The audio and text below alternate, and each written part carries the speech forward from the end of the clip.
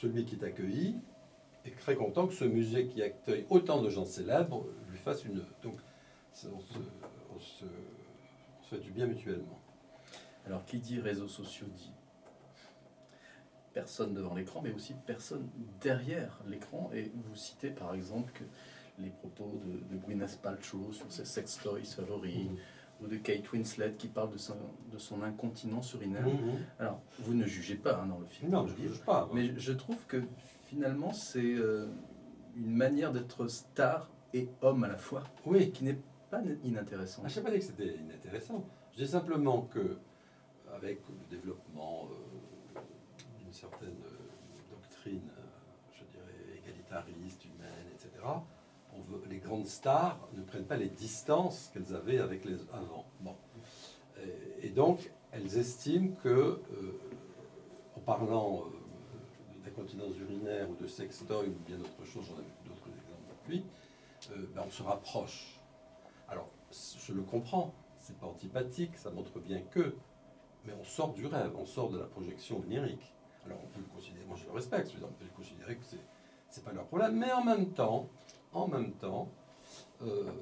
cette doctrine-là, je l'entends, elle est tout à fait défendable. Et en même temps, il faut en voir certaines monter les marges du Festival de Cannes, une fois qu'elles ont discuté là-dessus, donc tout d'un coup, être prises dans les projecteurs et avec des grandes robes où elles sont superbes, où vous avez un concours d'élégance sur une trentaine de marches, tout d'un coup elles retrouvent leur plaisir initial et on retombe dans ce que je raconte sur le rapport au grand autre.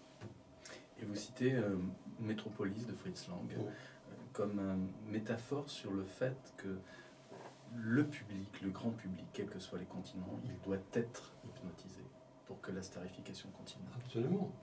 Effectivement, bon, il y a chez Lang, il y avait cette idée géniale, bon, tout le monde connaît, une espèce de système un peu orwellien où une machine, etc., domine le monde. Et maintenant, effectivement, le besoin de... comment vous dire, peut-être que une passe de Neymar ou un but de Zidane sur un grand stade hypnotise. Mais dans une salle de cinéma, les gens pleurent ou se sentent émus ou se projettent. Dans les places, les stades, ils explosent. Pas dans les modes de consommation bourgeois comme les musées. Dans les endroits très populaires, ce qu'a été le cinéma. C'était le grand... d'ailleurs, Sartre, dans les mots, le dit bien, que c'était méprisé par la bourgeoisie, le cinéma. Donc, dès qu'il y a grégarité, sur un stade, il y a grégarité, à ce moment-là, il y a besoin de communion collective, et ce besoin d'identification et d'hypnose, le cinéma l'apporte, le sport l'apporte, la musique, mais la musique est un bien imaginaire un peu différent. Elle est beaucoup plus individualisée, sauf que je ferai remarquer que jamais les concerts n'ont été aussi remplis, parce qu'il y a besoin de communion collective. Vous vous promenez dans la rue, il y a bien l'individualisme lié au numérique, mais vous vous rendez compte qu'il suffit qu'il y ait quelqu'un qui joue de la guitare à Saint-Germain pour qu'il y ait 50 personnes autour. Hein, bon, donc il y a besoin d'un coup d'union, de réunion, et c'est pour ça que je pense que le cinéma ne mourra jamais. D'ailleurs, la fréquentation est repartie à la hausse.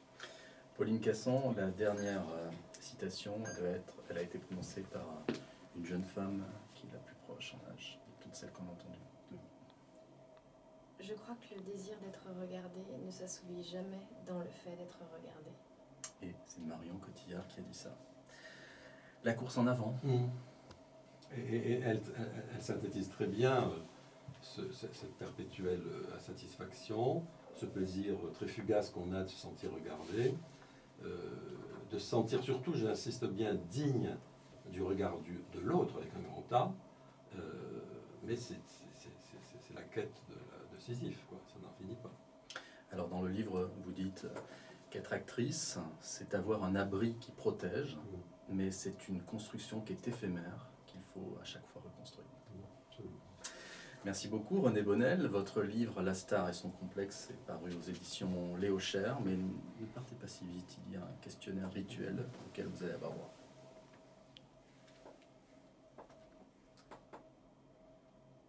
Tu veux pas envoyer le jingle? Non.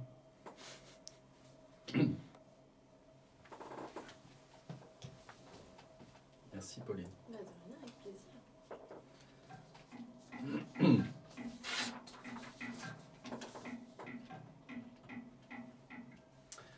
René Bonnel, où étiez-vous lors du passage à l'an 2000? Chez moi. J'ai fait une réunion des amis. Pour une raison simple, parce qu'effectivement, avec le métier que je fais, j'aurais pu aller un peu partout sur la planète. Non, je me suis dit que énormément de gens considéraient comme très romantique d'être à Paris ce jour-là, donc j'ai la chance d'habiter Paris et autant rester dans ces lieux-là. Imaginons que vous puissiez ressusciter une personnalité historique pour une soirée en tête-à-tête, une seule personnalité, une seule soirée, qui serait-ce? C'est une question délicate parce que j'en avais plusieurs dans ma tête, mais il faut que j'en choisisse une. C'est Molière.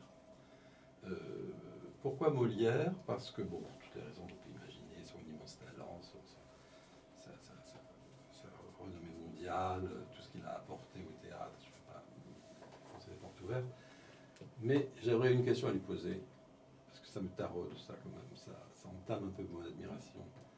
Est-ce qu'il a écrit toutes ces pièces? Est-ce que...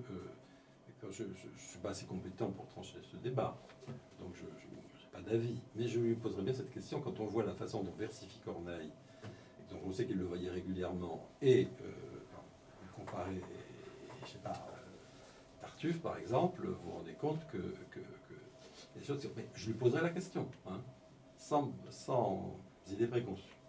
Sur Shakespeare et sur Brecht, certaines de ces interrogations ont été posées.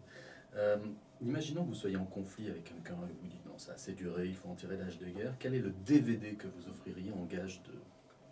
Parce que si c'est un ami, je vais lui montrer que la rancune, parce que je ne suis pas quelqu'un de rancunier, donc c'est quelque chose qui est facile de dire, la rancune est quelque chose de très stérile par rapport à la vie, et notamment dans les cimetières, elle devient ridicule.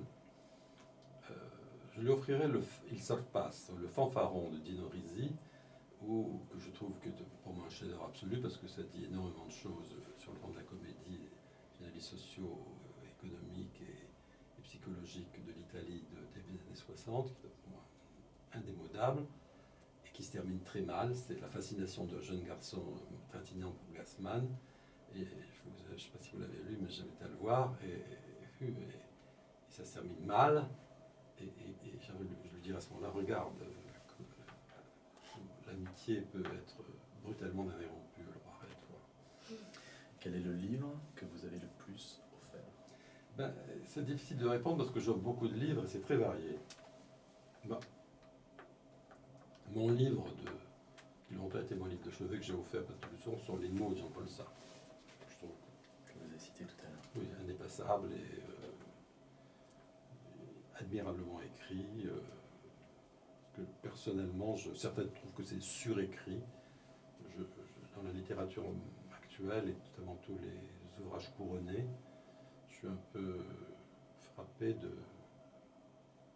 du jugement très, très amène porté sur le style des gens mis en avant. Je trouve qu'il y a beaucoup de logorée et pas assez de tenue langagière. Imaginons que demain matin, vous pouviez partir avec tout ce qui compte pour vous, votre famille, votre travail, vos animaux de compagnie. Dans quelle ville, demain matin, vous vous installeriez? Je crois qu'on a une ville en Italie, parce que c'est plus proche de ce que je suis, c'est-à-dire méditerranéen. Et alors là, vous avez le choix entre Florence ou Rome. Florence, c'est un peu un musée en même temps. Au bout du compte, je prendrais Rome.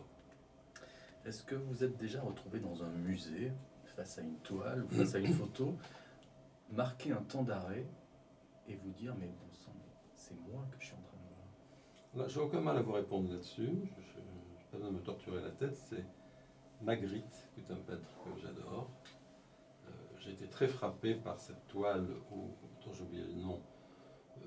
On voit quelqu'un de dos se regarder dans une glace. Et qu'est-ce qu'on voit? Non pas sa face, puisqu'il est, mais on voit son dos.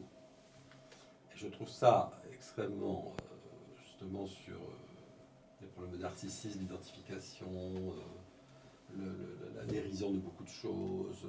Je trouve ça absolument génial. Dernière question, est-ce que dans les moments de doute, ou en tout cas les moments où il faut prendre une décision, est-ce que vous avez un toc ou un gris-gris? Je fais souvent référence à Marguerite Duras qui disait qu'elle ne pouvait se mettre à écrire le matin que si son lit derrière elle était impeccablement fait. Non, comme si maintenant qu'il taillait 50 crayons. Non, moi j'ai absolument ni toc enfin, à ce stade, ni gris-gris. Dès que j'ai une décision à prendre, je pèse le pour et le contre dans ma tête, ça va en général assez vite, et je choisis celle qui, non pas qui a les meilleurs avantages, mais le moins d'inconvénients, parce que je suis un pessimiste actif. Merci beaucoup, René Bonnel. Votre livre, donc La Star et son complexe, est paru aux éditions Léo Cher. Un conseil cinéma à nous donner?